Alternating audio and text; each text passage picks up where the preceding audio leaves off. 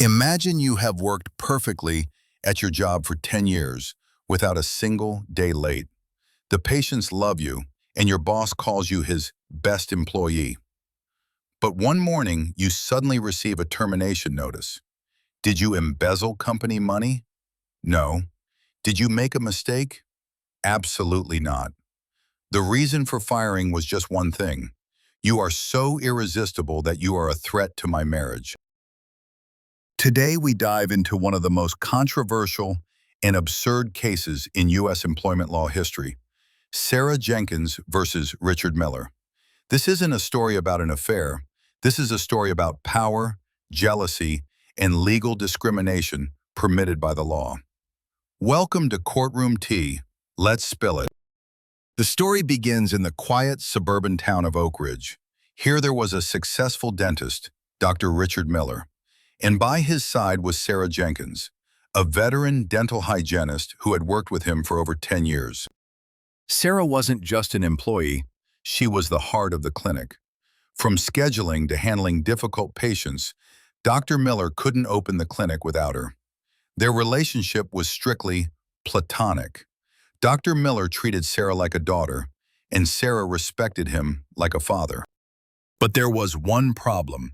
Sarah was too attractive. She worked faithfully for a decade, but Dr. Miller's gaze began to wander. Occasionally, he would throw out jokes that crossed the line.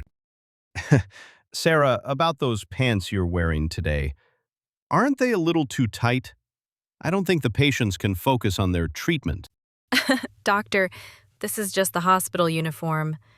You and your jokes. Sarah brushed it off as just a dad joke. She had a loving husband and children, and this job was her livelihood. But inside Dr. Miller, a small spark was igniting. And the person who turned that spark into a wildfire was none other than his wife, Elena. Dr. Miller's wife, Elena Miller. She also worked at the clinic managing staff. To her, Sarah had become a thorn in her side, young, beautiful, and spending all day with her husband. The turning point was a text message. As you can see, the content was perfectly normal. But to Elena, blinded by jealousy, this text looked like evidence of an affair. She gives her husband an ultimatum. Richard, choose. Is it her or is it me? If Sarah stays at the clinic, our marriage is over. Honey, Sarah is just an employee. Nothing happened, I swear. I see the way you look at her. You want her. She is a walking temptation.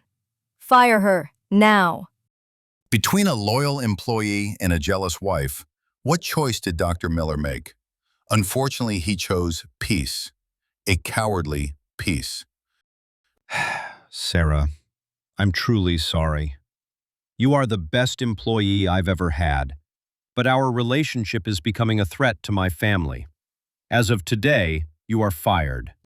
Doctor, are you joking right now? What did I do wrong? I've worked here for 10 years. It's not your fault. The problem is, you are just too attractive. It's because you are irresistible. I will give you a generous severance package. Sarah was devastated. The betrayal of losing her job overnight, and for such an absurd reason as being too pretty. She believed this was clear gender discrimination. If she were a male employee, would he have been fired for being charming? Absolutely not. Sarah files a lawsuit against Dr. Miller. Your Honor, this is blatant gender discrimination. The defendant fired the plaintiff not based on her work performance, but solely because of her appeal as a woman. This is a violation of the Civil Rights Act. It looked like a fight Sarah was destined to win. Public opinion was on her side. But as the trial proceeded, things took a strange turn. The Iowa Supreme Court justices viewed this case through a completely different lens. The court's ruling was shocking. Plaintiff loses. Dr. Miller's firing was legal. Why on earth? This termination occurred not because of gender, but because of feelings. An employer firing an employee because he feels sexually attracted to them in order to save his marriage may be unfair, but it is not illegal gender discrimination. In other words, the logic was that Dr. Miller didn't fire Sarah because she was a woman, but because she was a specific object of his temptation. If there had been a handsome male employee and the wife got jealous, he would have been fired too. Now it's time to sip the cold legal reality. The reason this ruling was possible is because of the core of U.S. labor law, at-will employment. In most U.S. states, an employer can fire an employee because, "I just don't like you," or "I don't like the color of your socks." However, they cannot fire based on race, religion, gender, or age, categories protected by law. Sarah's side argued that firing based on attractiveness is a stereotype based on gender, but the court defined this as firing driven by spousal jealousy. Jealousy is not a legally protected category. This ruling sparked massive controversy. Critics asked, so if the boss lacks self-control, the employee has to pay the price? But the law was cold. In the end, Sarah didn't receive a dime in compensation. Dr. Miller paid no price for his indecisiveness and desire. He was simply recognized as a head of household protecting his family. A place where you can be fired for working too well or for being too attractive.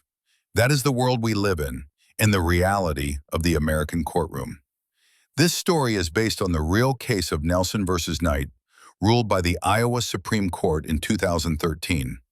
The events took place in Fort Dodge, Iowa, where the court unanimously ruled in favor of the employer. Do you agree with this ruling, or do you think Sarah is an unfair victim? Please deliver your verdict in the comments below.